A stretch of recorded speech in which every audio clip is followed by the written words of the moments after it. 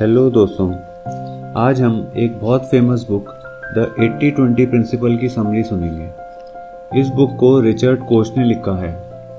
आपको ये समझाकर कि सभी इनपुट एक जैसा आउटपुट नहीं देते, ये बुक आपको आपकी लाइफ में अपनी इफेक्टिवनेस को बढ़ाने में मदद करती है। द 80-20 प्रिंसिपल बुक एक इटालियन इकोनॉमिस्ट विल्फ्रेडो परेटो द्वारा 1960 में दिए गए फेमस 80-20 रूल पर आधारित है। इस पुस्तक के माध्यम से ऑथर ये कहना चाहते हैं कि बहुत सारी चीज़ों में एवरेज परफॉर्म करने के बजाय कुछ चीज़ों में एक्सीलेंस के लिए प्रयास करें। तो आइए इस बुक के दो सबसे इम्पोर्टेंट लेसन्स को समझते हैं। लेसन 1, जीवन निष्पक्ष और संतुलित नहीं है।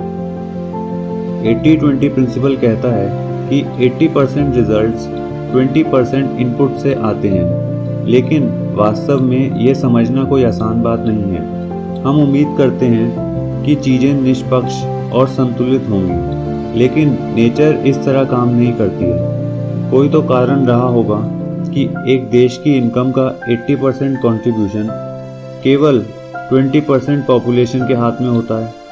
80% पॉल्यूशन केवल 20% फैक्ट्रीज से प्रोड्यूस होता है। कंपनी की 80% सेल्स उसके 20% प्रोडक्ट से प्राप्त होती है। कंपनी के 80% रिजल्ट्स के लिए 20% एम्प्लॉयज़ जिम्मेदार हैं। केवल 20% स्टूडेंट्स ही 80% या उससे ज़्यादा मार्क्स प्राप्त करते हैं। आपके एग्ज़ाम के 80% क्वेश्चंस 20% टॉपिक से आते हैं। तो हम कह सकते हैं कि असंतुलन या इम्बैलेंस जीवन की एक नेचुरल स्टेट है और हम सभी को इसका अनुभव करना होगा।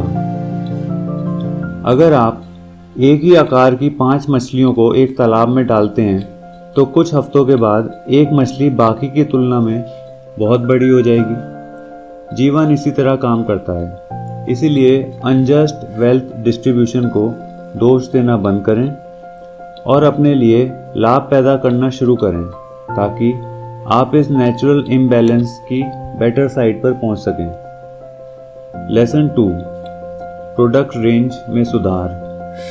ऑथर ने स्वयं पाया कि कुछ कंपनियों के लिए केवल टॉप 3 प्रोडक्ट्स ही रेवेन्यू का 50% से अधिक बनाते हैं।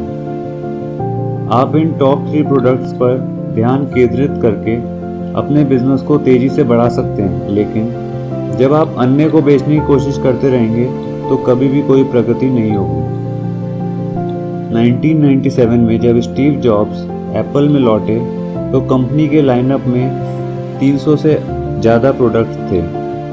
उन्होंने इस संख्या को घटाकर 10 से भी कम कर दिया। वे जानते थे कि कुछ ही प्रोडक्ट्स प्रॉफिट कमा रहे हैं, इसीलिए उन्होंने उन प्रोडक्ट्स को बरकरार रखा और बाकी का प्रोडक्शन बंद कर दिया जिससे नुकसान होता था। ऐसा करके उन्होंने एप्पल को दिवालिया होने से बचा लिया। तो सबसे अच्छी चीज़ जिस पर आप सुधार कर सकते हैं वह है आपकी प्रोडक्ट रेंज। ऑथर कहते हैं कि आप इस प्रिंसिपल को यूज़ ना केवल बिजनेस में बल्कि अपने जीवन में भी कर सकते हैं। इस 80-20 प्रिंसिपल का उपयोग करके आप अपने जीवन को और रिश्तों को एक बेहतर क्वालिटी दे सकते हैं। आपके कुल दोस्तों में से केवल 20% दोस्त ही हैं जो आपकी 80% खुशियों के लिए जिम्मेदार हैं। अपने आप से पूछें, मैं वास्तव में किसके साथ समय बिताना पसंद करता हूँ? मैं उनके साथ कितना समय बिता रहा हूँ? आप महसूस करेंगे कि अधिक से अधिक संबंध बनाने के बजाय आपको उन लोगों के साथ अधिक समय बिताना चाहिए जो वास्तव में आपके लिए महत्वपूर्ण हैं।